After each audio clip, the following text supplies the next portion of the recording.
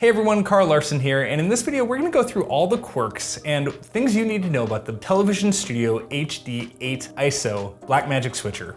So with the all-in-one design, one of the things that got me really excited was the internal storage. I think it's a great idea, and to essentially build a cloud pod into here is just fantastic. I really like the direction Blackmagic is going with this. But here's my complaint. I can only access that storage through the network. So if I want to get the footage off of this switcher fast, I can't really.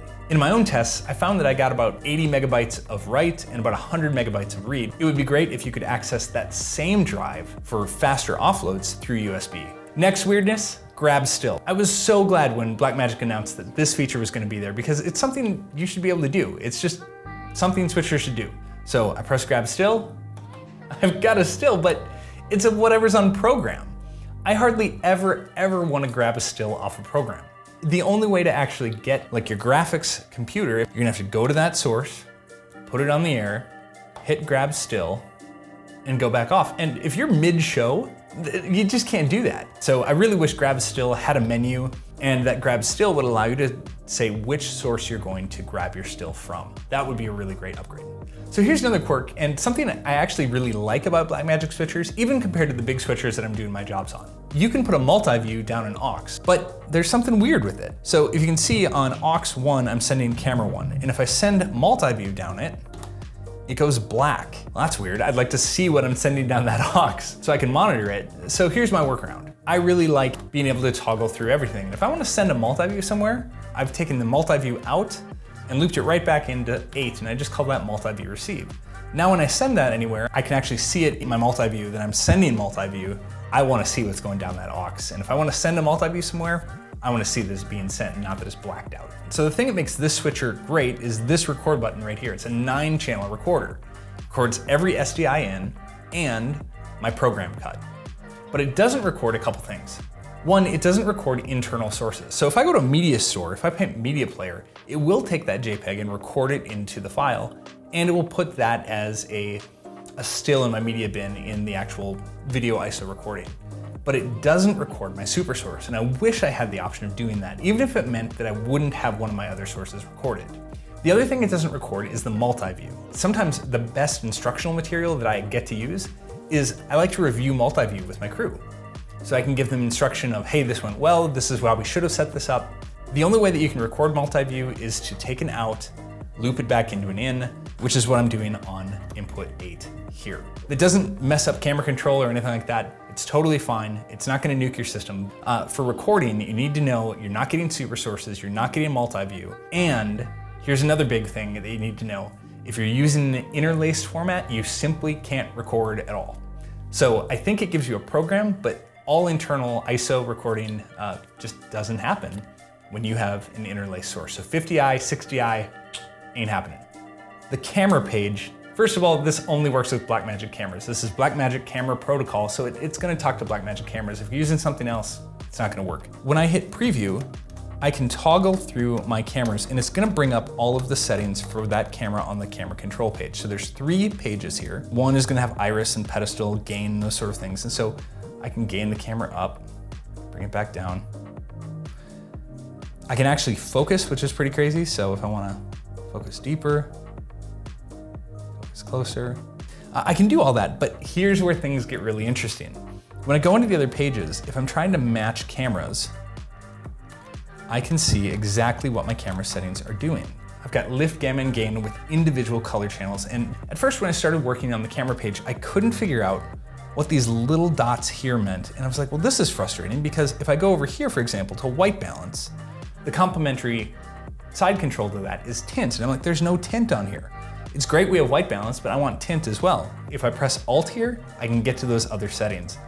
So it's very convenient to be able to quickly look through 1, 2, 3, and see all those settings and make sure that I'm matching.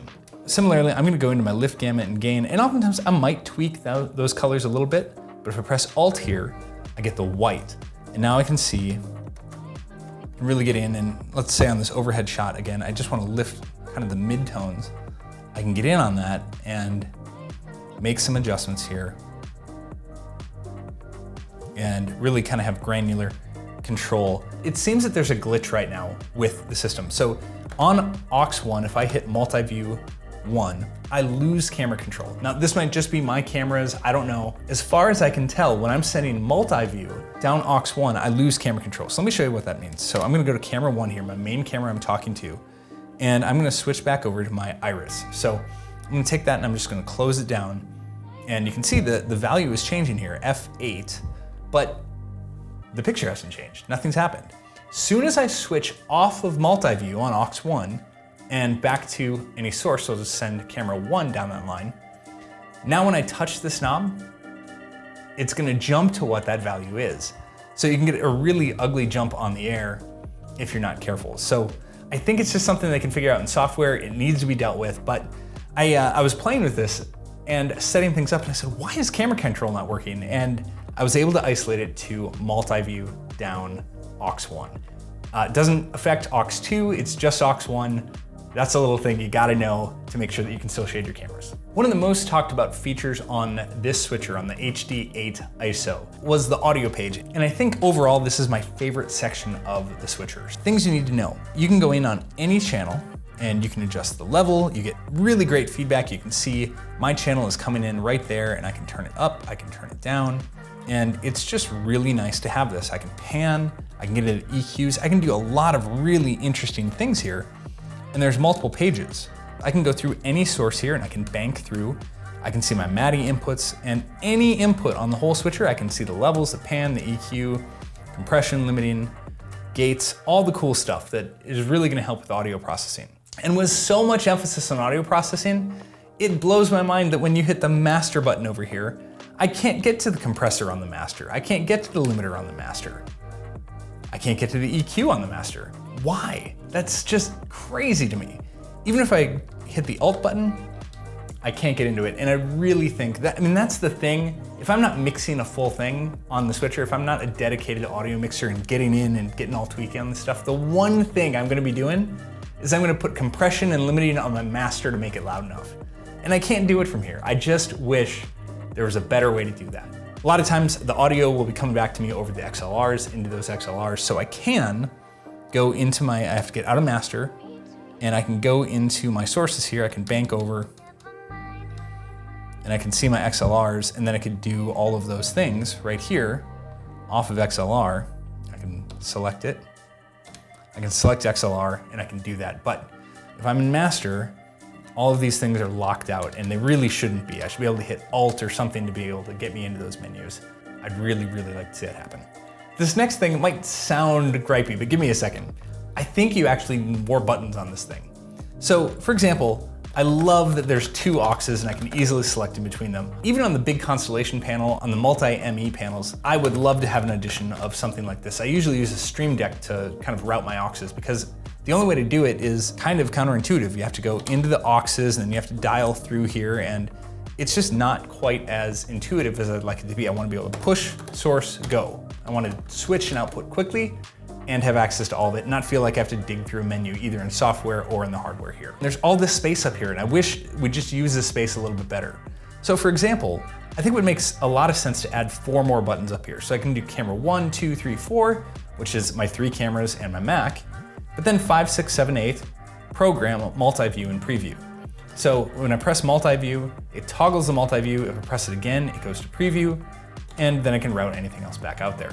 But I'd really like to be able to route my super source and my stills and a clean feed and not have to toggle through out here. So I think a couple more buttons out here to add those extra sources, which I can get to in the menu, but man, it would sure be nice if I just had all of them in there. That would be a real nice add. And as a final note, there's 2 buttons on the switcher that do absolutely nothing. First is the camera control button. So I can press that all day long. If I press any of these other, it gets me into a menu.